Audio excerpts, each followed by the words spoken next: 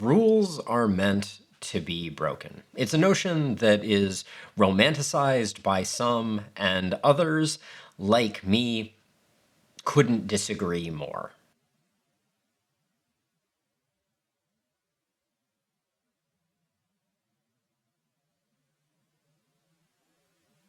My aversion to competition is well documented on this channel, so much so that I don't think that we need to delve into it too deeply. Instead, I think it's enough to say I am not a competitive person, I never have been. I play games for the joy of playing them and learning them, and don't concern myself with who wins. Now, if I told you that I was a stickler for the rules of these games, and that I believe that rules are incredibly important, that might raise an eyebrow. On face value, it might feel like a contradiction. When we think of games played at their highest level, that is usually the place where the rules are most closely followed and enforced. In a schoolyard game of football, few rules are known, and those that are known are loosely enforced. You compare that to professional football, where there are rooms full of officiants combing over footage, reviewing it, looking for minor infractions. It's easy to chalk this up to a correlation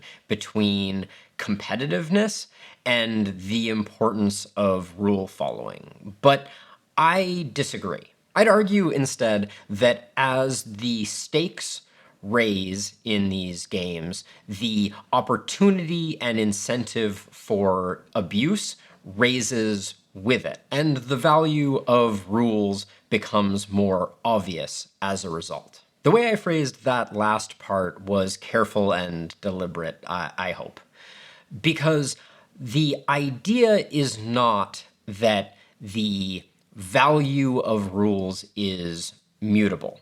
Instead, I would argue that our perception of its value changes based on the context and the stakes at play. Rules at the Olympics, very important because there are large discs of precious metal and bragging rights at stake. At recess, less so. But I am a devotee to rules, not because of medals or glory, but for other reasons that I am going to try to explain.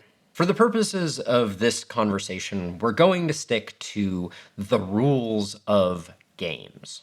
There's a whole other discussion to be had about rules of households, of nations, international, but I find that in those contexts, the discussion usually boils down to a question of justice and fairness.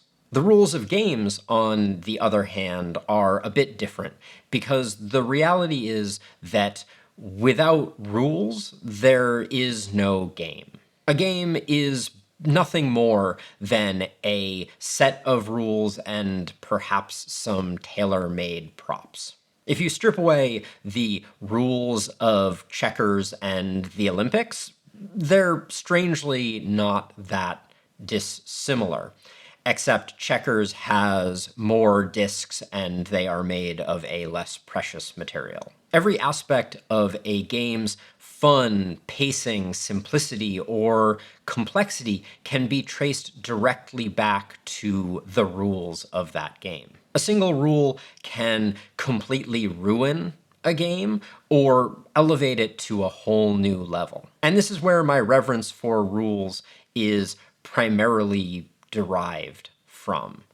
Good rules make good games. And then there's Monopoly, the scourge of relationships and the source of more familial brawls than perhaps any other game on the face of the earth.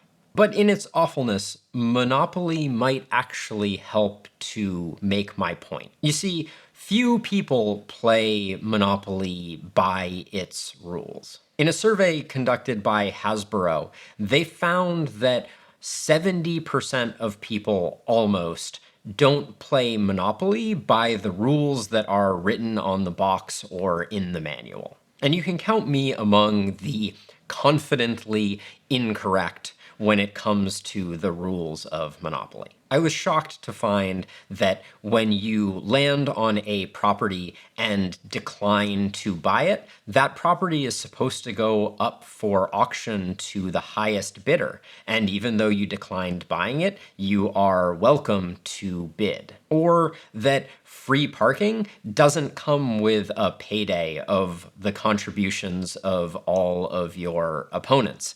It's literally a no-op square. The Monopoly I dislike is not actually Monopoly at all. Perhaps the Monopoly in the rulebook is not the horrific fun killer and destroyer of friendships that I have come to know it as. It's been deeply unfair of me to pass judgment on this game that I don't even know the rules to.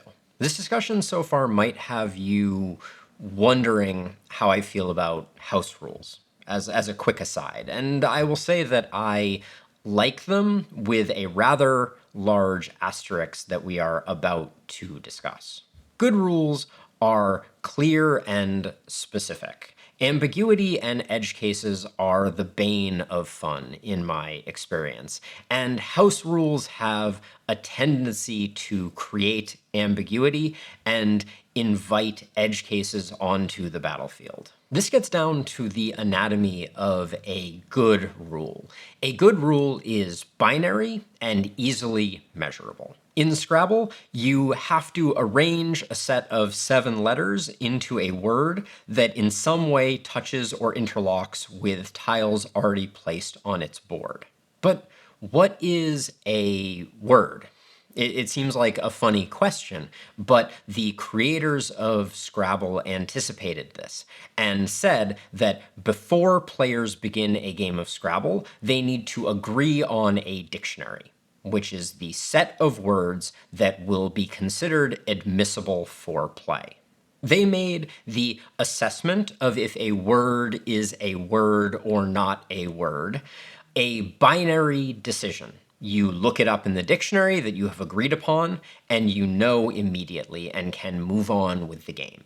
Further, the use of a specific dictionary, the Scrabble dictionary, is recommended, and the use of that specific dictionary opens up additional strategic opportunities. If you as a player want to get better at Scrabble, you can memorize the 107 two-letter words in Scrabble as a way to open up a great many more opportunities for how to play words on the board. To me, this is a well-reasoned set of rules, and the alternative is ambiguity that can often hurt the pace of the game and leave particular players feeling unfairly treated.